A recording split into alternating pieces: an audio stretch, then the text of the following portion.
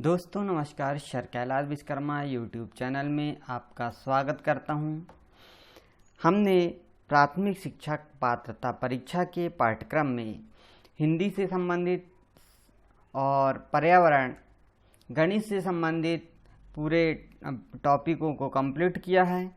आज से हम बाल विकास एवं शिक्षा शास्त्र के टॉपिक स्टार्ट करेंगे। इसे हमने 3 खंडों में जो विभाजित किया गया है पाठ्यक्रम को। आ खंड में बाल विकास रखा गया है, ब खंड में समावेशी शिक्षा की अवधारणा एवं विशेष आवश्यकता वाले बच्चों की समझ, और सा खंड में अधिगम एवं शिक्षा शास्त्र पेडागोजी को रखा गया है। आज हम बात करने वाले हैं बाल विकास की, और बाल विकास का पहला जो पॉइंट है बाल विकास की अवधारणा एवं इनका अधिगम से संबंध। यह हमारा आज का टॉपिक है। हम देखते हैं बाल विकास एवं बाल विकास की जो अवधारणा है उसके विषय में कि यह बाल विकास क्या है, बाल विकास की अवधारणा क्या है, इस विषय में हम आज बात करने वाले हैं।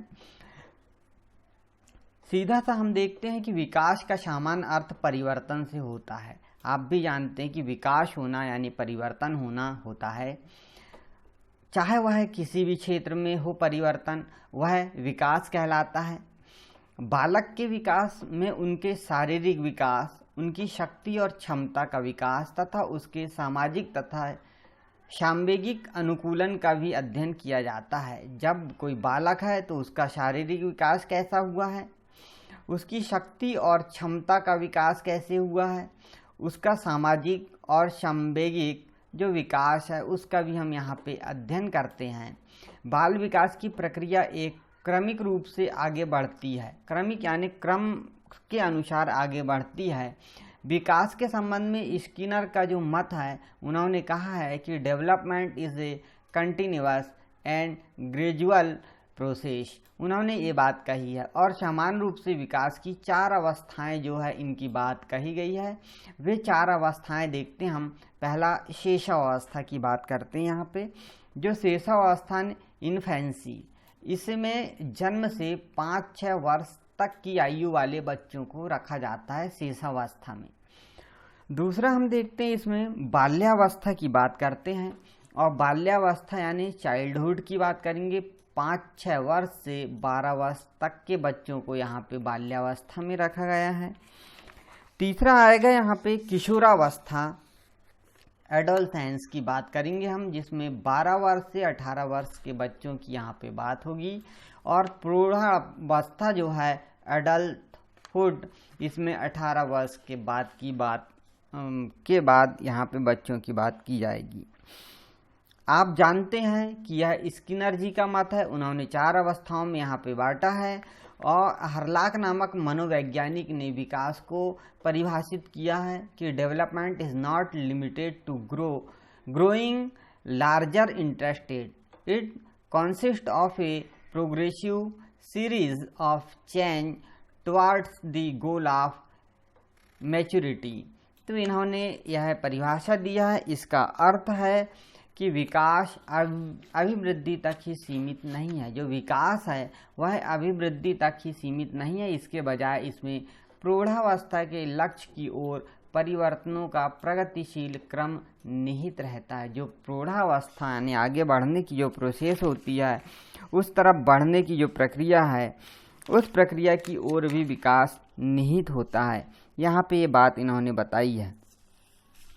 हम यहाँ पे इन बातों को देख रहे थे कि यह जो स्किनर जी है इन्होंने 4 रूपों में बांटा है, शैशवावस्था, बाल्यावस्था, किशोरावस्था और प्रौढ़ावस्था में, और इसका डिवाइडेशन भी किया है। तो यह हमें याद रखना होगा।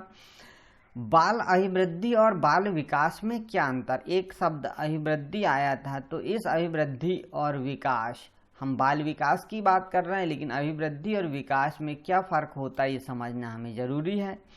तो अभिवृद्धि यानी ग्रोथ से आप जान ही गए होंगे कि वृद्धि का अर्थ है अभिवृद्धि। शब्द का प्रयोग शरीर और उसके अंगों के भार, जो अंग हैं हमारे, उनके भार तथा आकार में वृद्धि के लिए किया जाता है। अर्थात ग्रोथ का जो अर्थ है, अभिवृद्धि का जो संबंध है, वो शरीर के अंगों के भार और आकार में जब वृद्धि होगी तो उसे हम अभिवृद्धि कहेंगे। इस प्रकार वृद्धि को विभिन्न प्रकार की इकाइयों में मापा जा सकता है। जो हमारी वृद्धि है, अभिवृद्धि है, इसको हम यूनिट्स में माप सकते हैं, नाप सकते हैं। जैसे उदाहरण के लिए ऊंचाई को हम गज से, फुट से या इंच से नाप सकते हैं, सेंटीमीटर से नाप सकते हैं, और जो भार होगा हमारा, इसको हम किलोग्राम में नाप सकते हैं। अर्थात अभिवृद्धि को हम नाप सकते हैं। तो बच्चों, आपको ये तो बहुत अच्छे से समझ में आया होगा कि अभिवृद्धि का अर्थ सीधे सीधे शरीर और अंगों के भार और आकार में जो वृद्धि होगी उसे हम अभिवृद्धि कहेंगे, और इसे हम नाप सकते हैं इकाइयों में। विकास की बात करेंगे, विकास को हम डेवलपमेंट कहते हैं। इंग्लिश में देखिए दोनों का अर्थ बिल्कुल अलग अलग है। अभिवृद्धि को ग्रोथ कहेंगे और यहाँ पे विकास को डेवलपमेंट कहेंगे, जिसका अर्थ है शरीर के विभिन्न अंगों के रूप और परस्पर संबंध में परिवर्तन से है। यहाँ सीधा कहा गया कि विकास का तात्पर्य शरीर के जो विभिन्न अंग हैं उन अंगों के रूप और परस्पर संबंध में परिवर्तन जो होगा उससे यहाँ पे बात कही गई है। विकास से व्यवहार में परिपक्वता, परिपक्वता को इंग्लिश में मैच्योरिटी कहते हैं, ठीक। तो परिपक्वता आती है। यदि विकास होगा तो व्यवहार में परिपक्वता आएगी। जैसे हड्डियों के आकार में वृद्धि होती है, जो हड्डी है हमारे शरीर की, उनके आकार में क्या होगी, वृद्धि होगी। वृद्धि होगी अर्थात ग्रोथ होगा, आप समझ गए होंगे।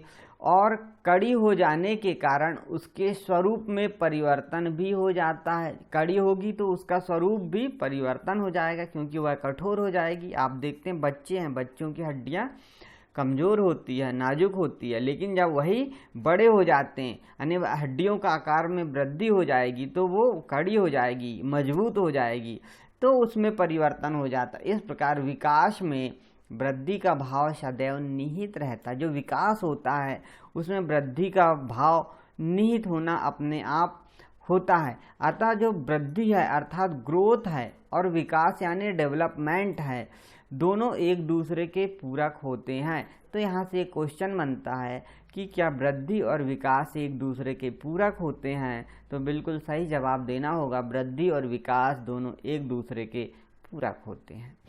तो दोस्तों, ये पहला टॉपिक था सिलेबस के अनुसार और हमने इसे समझा कि वृद्धि और विकास जो है तो वो क्या है और इसका अधिगम से संबंध क्या है, इस पे हम बात करेंगे। तो वृद्धि और विकास का अधिगम से क्या संबंध है, इस टॉपिक पर भी हम चर्चा करेंगे। तो देखते हैं हम बाल विकास और इसका अधिगम से क्या संबंध होता है। तो दोस्तों, आज के लिए इतना ही। अगले वीडियो में हम मिलेंगे और आपको बताएंगे बाल विकास और इसका अधिगम से क्या संबंध होता है।